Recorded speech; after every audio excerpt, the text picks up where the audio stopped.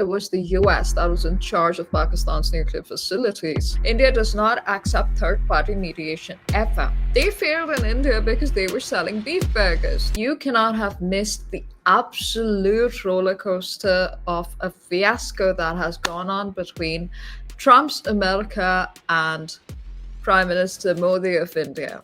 Trump wished Narendra Modi, his friend, apparent friend, a very happy birthday on his 76th birthday. A lot of global leaders have done so, but this was a very special greeting. Why? Over the last 4 months, the India-US relationship has been absolutely devastating. You might think that geopolitics is abstract, but exactly 14 months ago, when I was going to get my US visa for a work trip, I was asked about my social media presence at my workplace, and then my boss decided to discuss all the ongoing issues that were going on, and it was the Democrat government at that time. And you never know when you have to interact at a level like that, whether it's your workplace, whether it's your investors. I'm going to walk you through 6 major mistakes that Trump made with India.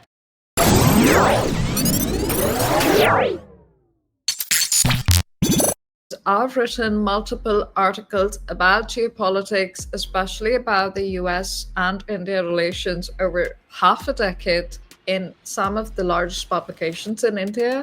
Today, I'm going to tell you exactly what happened throughout this entire journey, which has led to a trade deal, which might have positive outcomes, but does it really mean anything? Is there substance, or is there more behind the scenes? So let's go into Qatar, Pakistan, China, India, and how all of that correlates to Trump's America. We will also look at Operation Sindoor, its aftermath, Trump's courting of Pakistani Prime Minister Asad Munir. And I know you've got to have seen some of the memes, some of the reels that are going around on how hilarious Peter Navarro and Howard Lutnick have been towards India.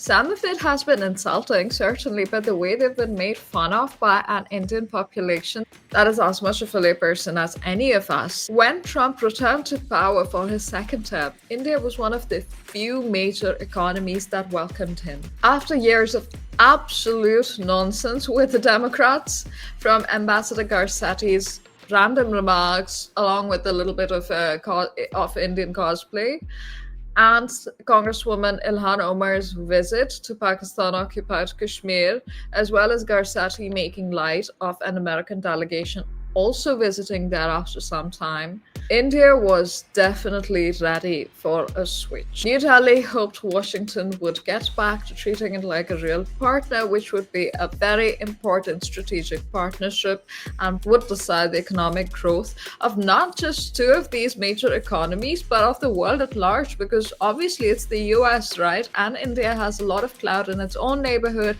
has risen in geopolitical stature over the last especially 5 years, especially after its post-pandemic recovery. Mistake 1.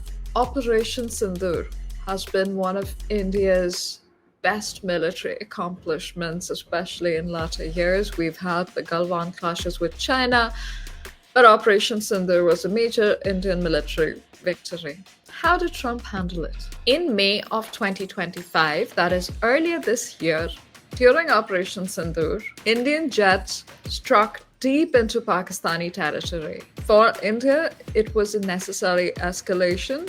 After relentless cross-border terrorism, the Pakistani forces had sent some people to deliberately attack tourists in Pahalgam, which is situated in Jammu and Kashmir, and they were asked their religion and shot for being Hindu in front of their wife, in front of their children. But these Indian strikes were in Pakistan, right?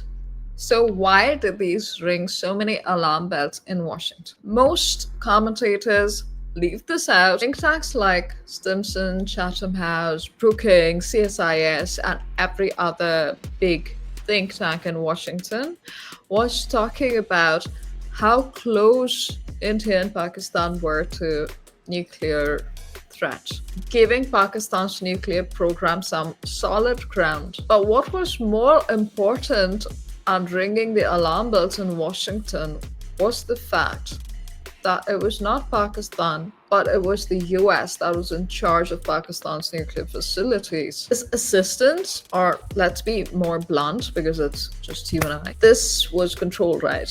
Because if the US is in Pakistan controlling Pakistan's nuclear material, so India struck really close to this, and I have linked an article by Alex Wagner that makes this connection after 2001, after the 9/11 attacks, when this first started. The worst part was that there seemed to be no coordination between Washington and Pakistan, just in case something like this happened. Like this happened, and Trump, who was extremely friendly with Prime Minister Modi by this time, suddenly flips a switch. Like it just goes catastrophically badly between them. If you're doing this in Pakistan, at least keep Pakistan on a leash, no? So this was mistake number one, where Washington just did not bother or preempt any such strikes, or if they did preempt, they did not control. Now comes mistake number two, and this would be hilarious were it not sad. It's a sad look when the US president, one of the most powerful men in the world, really, decides to beg every nation he knows for a Nobel Prize. How did he do this? He gets in the middle of a full-scale military escalation. Donald Trump, he goes public with the statement that there is a ceasefire and that he's the one to have brought about peace between two nations at war. Now, it is understandable because one of the major accomplishments of his last term have been the Abraham Accords. That has honestly been historic because the West Asian region is so fraught and so volatile that having peace of any sort and getting two stated enemies to think about trade and other aspects is a pretty big deal. And Trump did accomplish that in his last term. However, when he came in this time, he decided to go all out, trying to claim victories and in terms of stabilizing relationships where he might really not have had any role to play. He inserted himself publicly, so Pakistan got what it wanted. It looked like Washington supported Pakistan against India.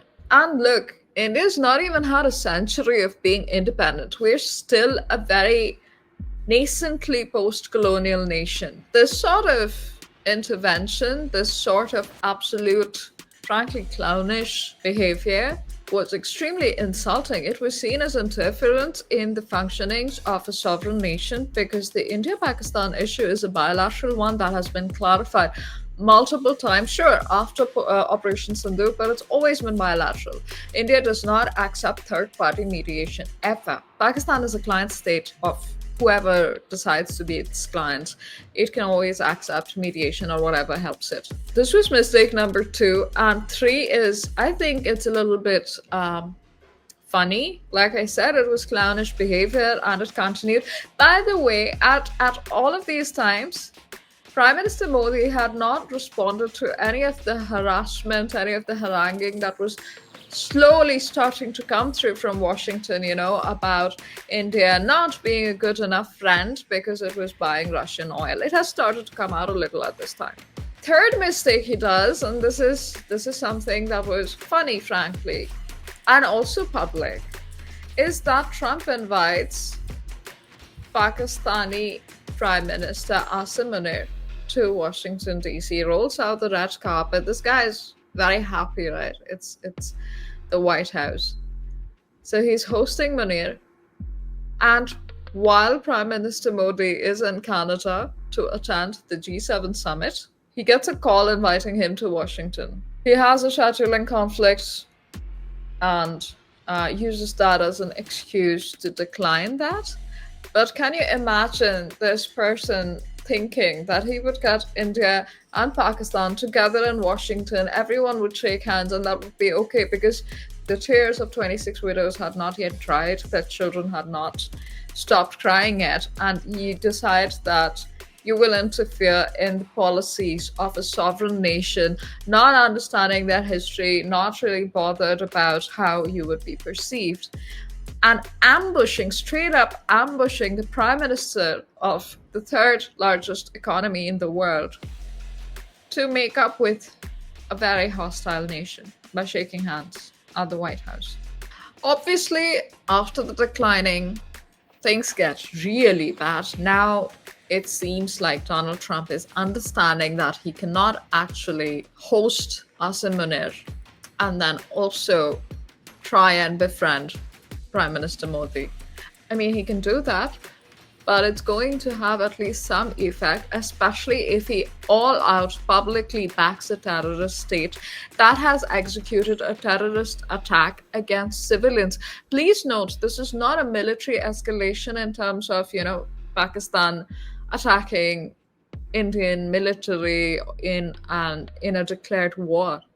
This was an attack on Indian civilians, unsuspecting, just tourists, some of them newly married, going with their children. Killings based purely on religion. The US starts to harass India about importing Russian oil, taking talking points from the previous Democrat administration. So it starts to threaten India with high trade tariffs, which is what we will end this video on. By the way, the trade tariff talks have apparently just been concluded, so we'll get there. Now, when India started buying Russian oil at a discount, it was based on its policy of strategic autonomy, and frankly, out of necessity. It was done at a time when the world was just coming out of the pandemic. All of Europe was absolutely dependent on Russia for gas, but India needed cheap oil to recover from the pandemic crash, as well as keep the lights on for many of its people who are at a much lower per capita income than any of the Western nations right now. Moreover, India buying Russian oil was seen by the US as a good thing because it kept global oil prices from absolutely spiraling towards inflation. Can you imagine poorer nations suffering so terribly because of that inflation? And the US did not import oil. It continued to import uranium from Russia. Europe was still buying Russian gas. The US Trade Representative's report shows that trade with Russia is almost at 5.5 billion US dollars. I have linked it in the description box so you don't have to go and search for it. It's linked there. You can click on it. It's a small headline. Start reading, because I'm a little worried that the internet eats the brain and no one's doing anything other than doom scrolling. So just give it a read. Your brain might just relax a little bit, and thank you for the lack of immediate dopamine. So let's go to the fourth mistake that the US made with India. Trump decided that diplomacy and dialogue were just not his way, while also continuing to look for the Nobel Peace Prize. He got Pakistani Prime Minister Asim Munir and Israel's Prime Minister Benjamin Netanyahu to nominate him for the prize. He also seemed annoyed that the Indian Prime Minister would not do it. But that's not the fourth mistake. The fourth mistake is that he decided to continue to strong-arm India, but this time actually really bully India into some sort of submission. First came 25% tariffs. India's oil purchases were cited. Now he decides that 25% is not enough. Let's go up to 50%. The White House spokesperson, Caroline Leavitt, disclosed what everyone had been talking about anyway, that they were not just tariffs. They were a sanction on India. And Russian oils were just an excuse because the Indian Ministry of External Affairs had already clarified many of the same points over and over and over again. But eventually, the talking points became so absolutely baseless that people from the Trump administration ended up saying that the war between Russia and Ukraine was due to India. Like, yeah. Trump kept posting mean things on his social media platform. He has his own social media platform, Truth Social. Just by the way, I know I sound really mean about Trump, but I have a lot more hope in the Trump administration that Indo-US relationships will actually work out, just because he flip-flops so much. Apparently, he's a Gemini and supposed to be fickle. Yeah, let's hope for the best, because it's a very important relationship. So there were lots of jokes on the rest of social media, apart from Truth Social, on Twitter, for example, about how Trump was behaving absolutely like a jilted lover.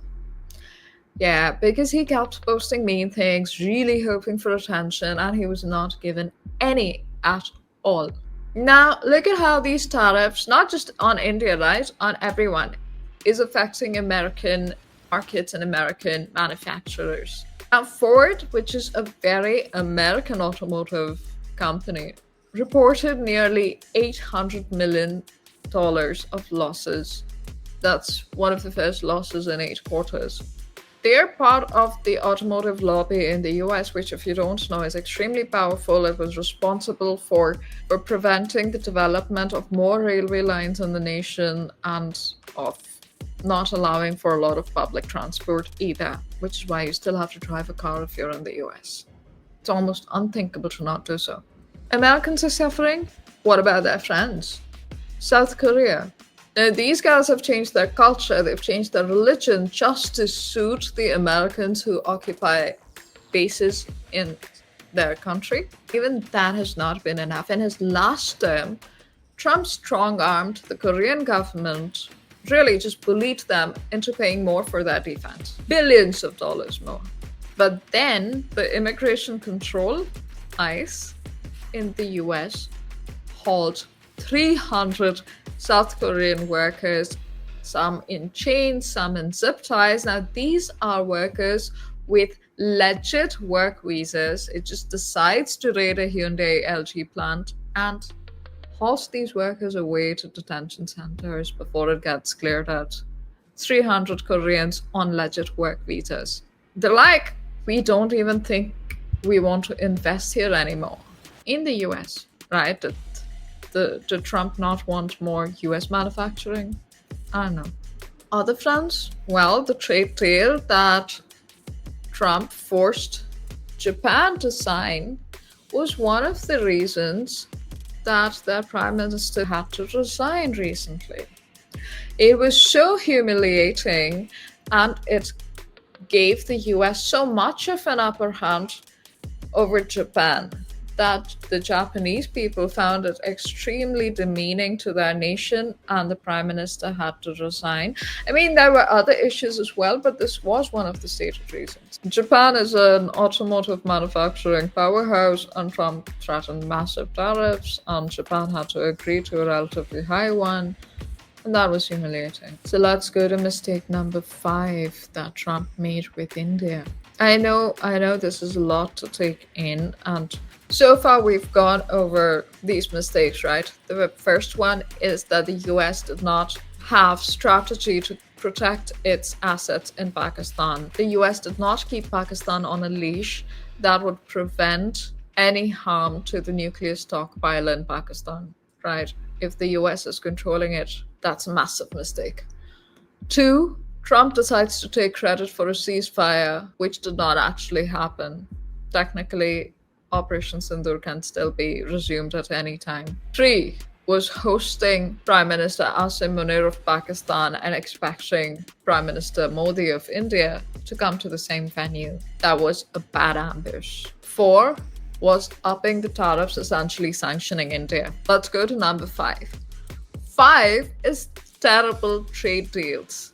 Actually, let's just club 5 and 6, because I know that you're not used to this much information. I'm going to make it as short as possible.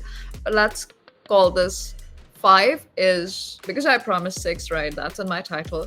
So 5 is bad trade negotiations, and 6 is cultural insult, right? Both of these actually go together just because of Trump's advisors being less knowledgeable than him about trade in India. So Peter Navarro is an economist who's been given a high position in Trump's cabinet and is negotiating trade deals with India. Comes to India, forces a trade deal without any conditions that he's willing to compromise on, without any understanding how India's market works, how India's dairy and agricultural market work, any history whatsoever. Now, when that does not happen, he decides to insult Brahmins in India. So Hindus have been insulted since colonial times by calling their religion Brahmanism. It carries massive colonial baggage. So this did not seem like a serious intent to deal in anything. He literally just came here to insult India. And then when he posted his views on Twitter, he got so badly ratioed that he literally had to call out to Elon Musk to kind of build a firewall. And he still kept getting community noted and ratioed. Essentially, he was just being openly racist against India. Now let's look at his trade understanding. India is the world's largest milk producer.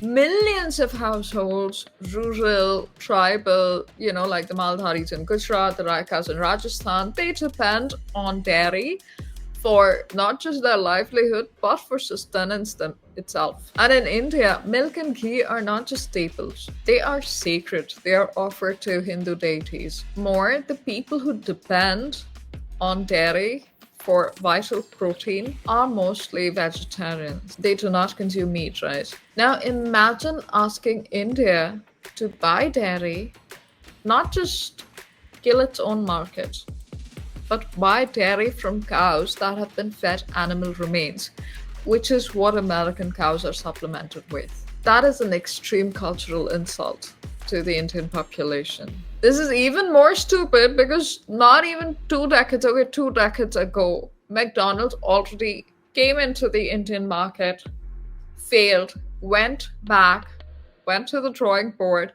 came back with a revised strategy because they could not sell beef in India. I mean, that's their livelihood throughout the rest of the world, right?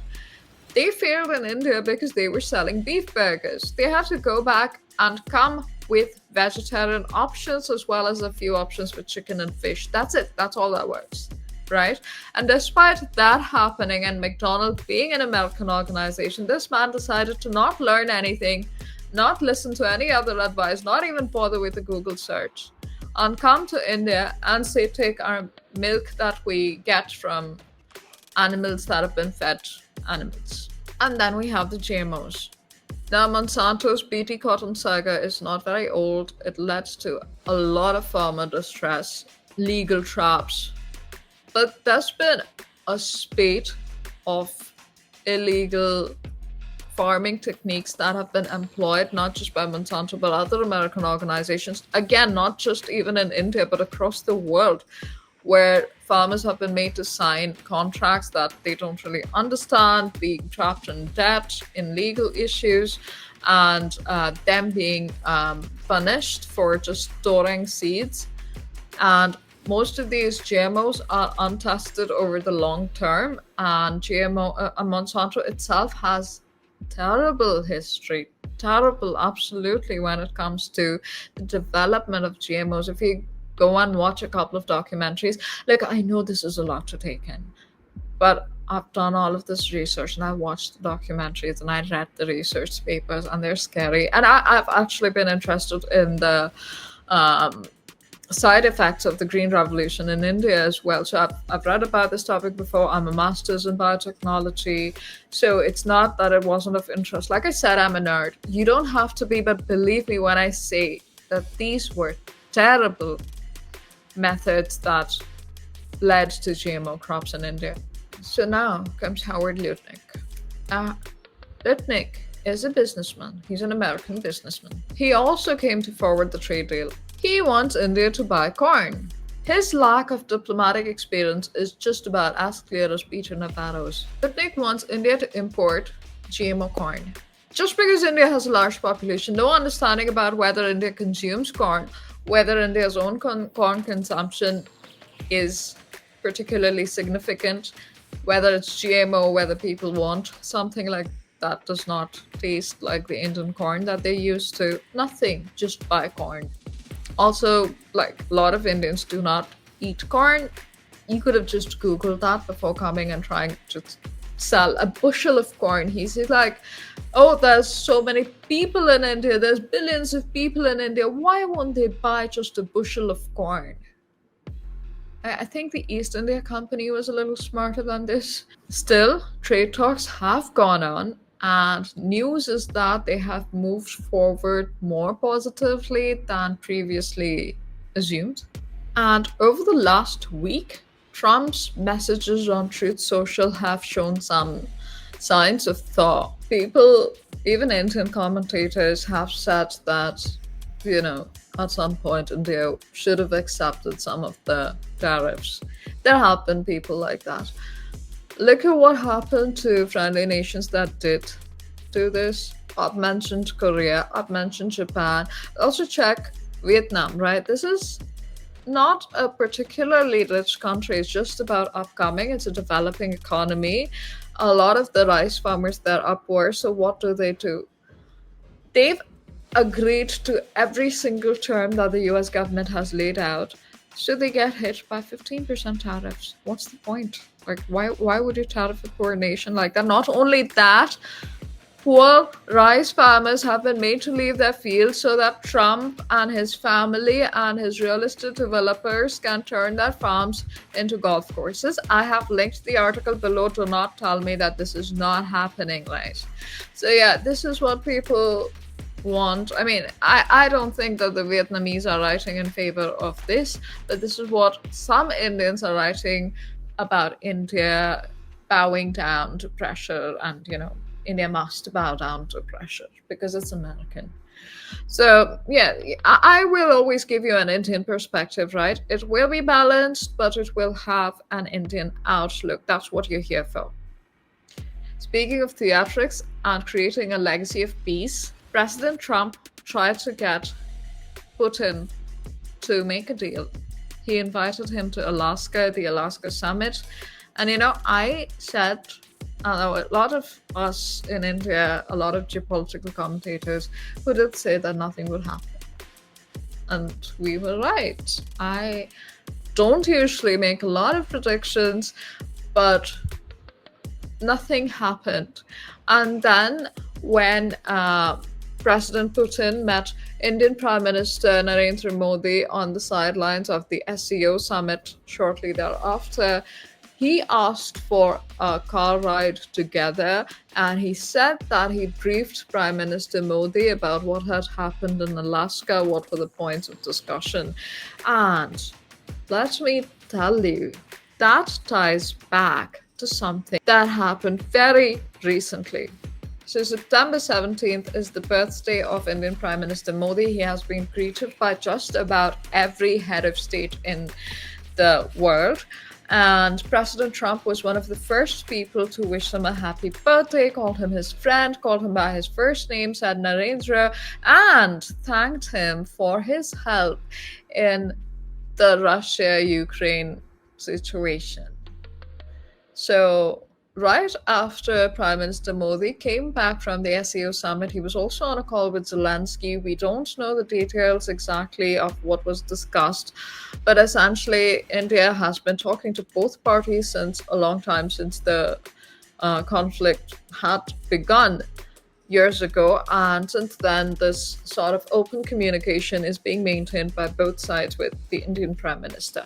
And President Trump thanked Prime Minister Modi using his first name for this. Narendra Modi responding with my friend President Trump. Yeah, he always uses President Trump because he thinks that because Indians are typically respectful of elders, and because President Trump is older than Prime Minister Modi, he probably always says President Trump.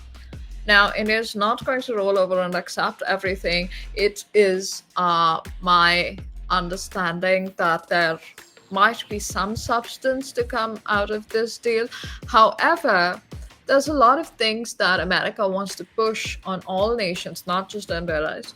A lot of the scope of the deal might have to be modified. India is going to keep buying defense equipment from Russia and France. Not that it does not buy from US, by the way. It's diversified a lot over the last decade and tried to make US a source, but due to a lot of offset clauses, a lot of uh, technology transfer clauses the US is not willing to compromise about, India also has to buy from other markets.